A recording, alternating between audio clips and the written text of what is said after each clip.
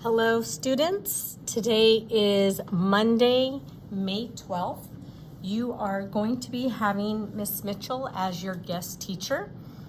Today is the kickoff of your European Middle Age to Renaissance Sensory Figure Unit project. At this point, Miss Mitchell, if you could stop the video to make sure that everyone receives an English version. My students who need a different translation, there is a stack for each period. So if you could pause the video, hand this to the students so that they each have it as I guide them through the page.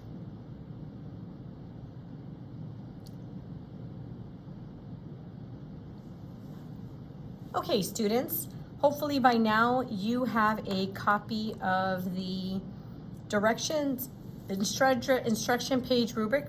First thing we're going to do is make sure that all of you put your first and your last name, date and period. Today is the 12th, 5/12/25, and then please put your your period number, 1, 3, 4, or 5. So a little bit about this project. I had to change the points on it because of the fact that I am going to be grading the rough draft and added in grades for a grade for neatness and following directions. Each one of my classes has a different due date, okay? So every single one is going to be worth 150 points. If you are in my period 1, your due date is going to be, so let me put period 1. Your due date, 1 and 3, I just messed up there, but it's okay. Periods 1 and 3, your due date for this project is going to be on 5/14, and it is at the end of the period. My periods 2, not 2, just period 4. I will not see you until Thursday and Friday. Your due date is going to be 5/16 at the end of the period. Okay, so students will have class time and then work on this at home. Here are your instructions.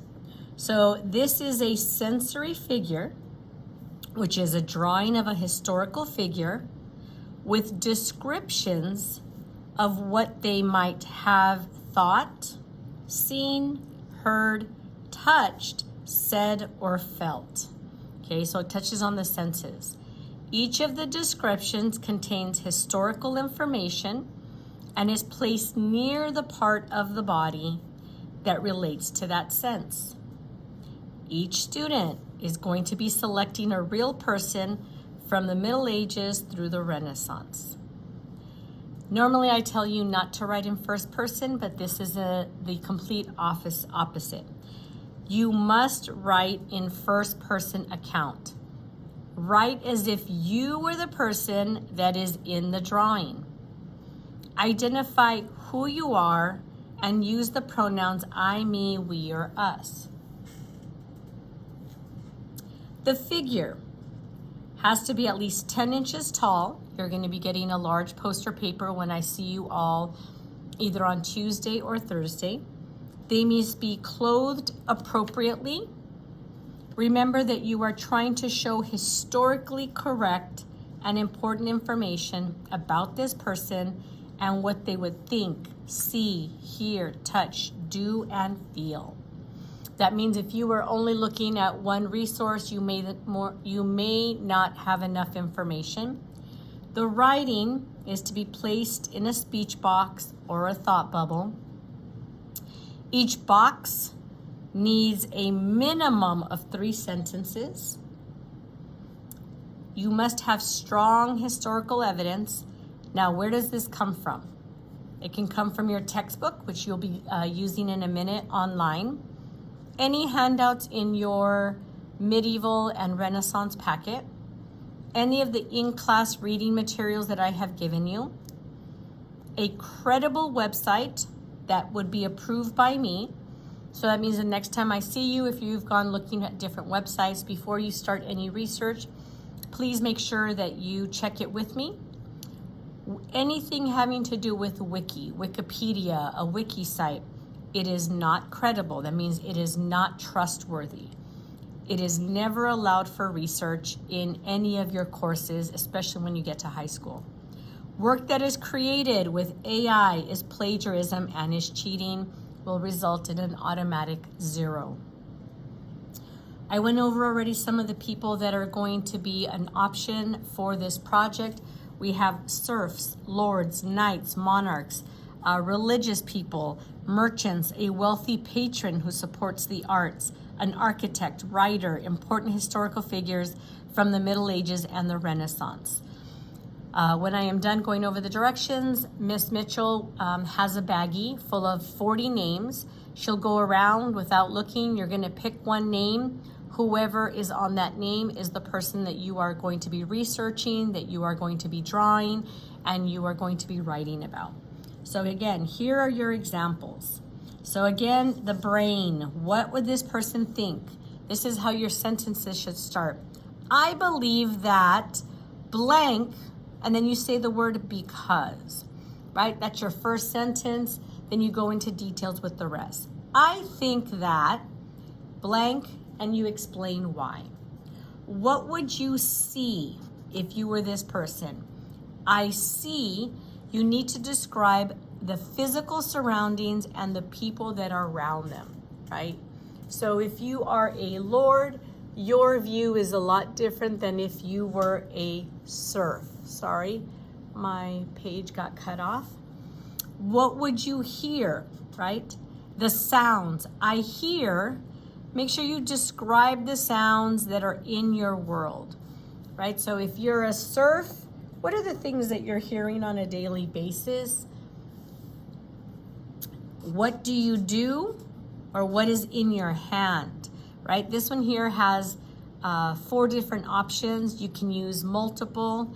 I hold, describe the object that you use and what do you do with it. I feel, this means what are you touching?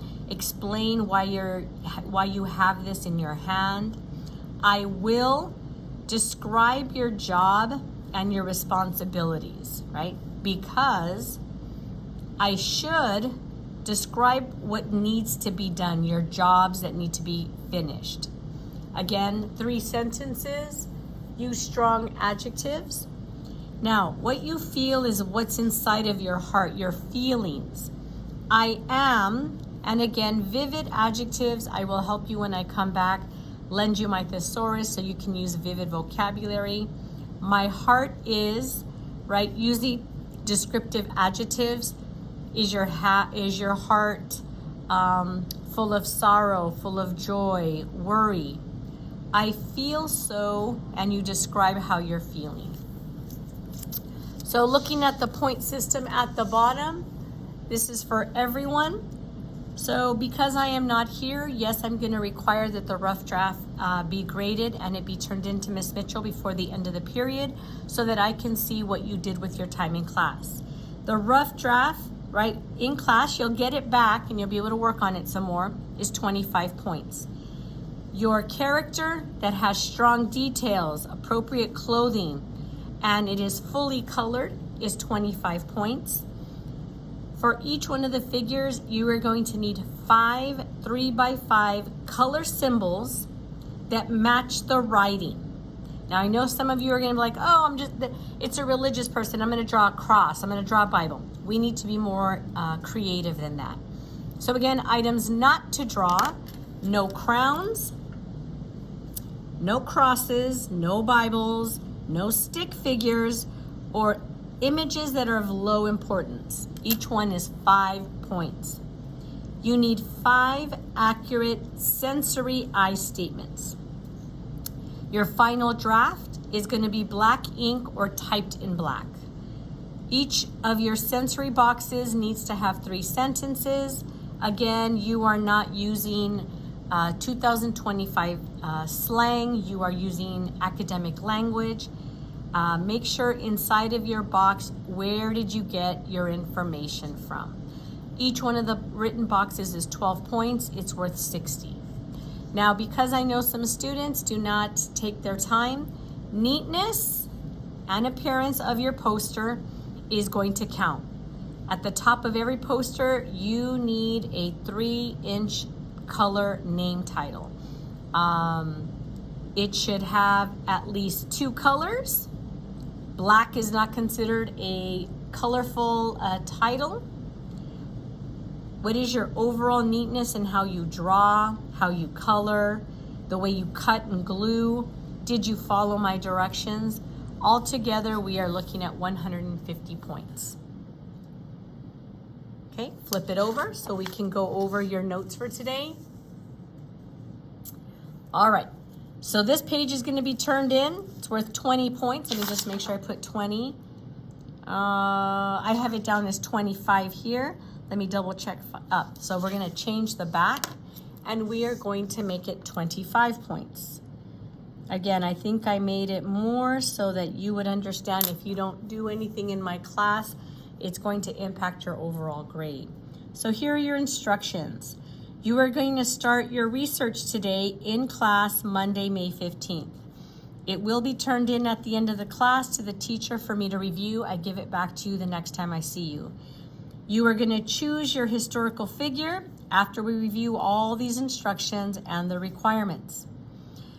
The notes below, right, all of your rough drafts, represent strong historical evidence that comes from the textbook, handouts, in-class reading material, and credible websites that are approved by me. Again, wiki sites are not credible, are never allowed. Work created with AI is considered plagiarism and cheating. When you cite the book, right, whether your textbook or any books that I have in my room in the back, please make sure you give me the title of the book and the page number. The book and any of the unit handouts must be included as research. If I talked about this person in any of the slide presentations, they're in the textbook. That is your starting research. If the historical person is not located in the textbook, go to my classroom resources. These are the next step. Those are located on the back by my whiteboard. The last research tool would be the internet. So I know a lot of you are going to be searching different websites. If I know for a fact that this person is in any of the work that we have covered and you do not mention it, just know that I will not give that research credit. Make sure if you use the internet, I need the website name for credit. When you go to these websites, things that you can look for are historical websites, like an honor society. If it's from a university, the History Channel, PBS, museums, these websites are research, they are credible, and they have accurate information. So for today, you need at least 4 bullet notes per section. Do not copy sentences from your source. Write down the source, the name, page number, or the website. So the 4 senses, your historical information. What do you think? Give me, I gave you 5 for some. The source, what would you see? Source, just don't give me 1 or 2 words. What would you hear? What would you do or touch? And your feelings and your source. So now that we have finished highlighting, we are done with the video. Miss Mitchell is going to come around with the bag full of all the names. You are going to pick one and you are going to begin researching. This assignment is due before you leave my class today. You will get it back the next time I see you. Have a great research day.